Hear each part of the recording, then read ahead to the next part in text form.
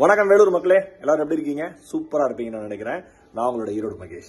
வர ஆகஸ்ட் 18ஆம் தேதி காலையில விஐபி சிட்டி விஐபி ஹவுசிங் சார்பா லான்ச் பண்ண போறேன். ப்ளூ ஹாரிசான் அப்படிங்கிற சைட் லான்ச்சுக்கு நான் வர போறேன். நான் மட்டும் இல்ல, என்னோட சேர்ந்து நிறைய செலிபிரிட்டிஸ் வர போறாங்க.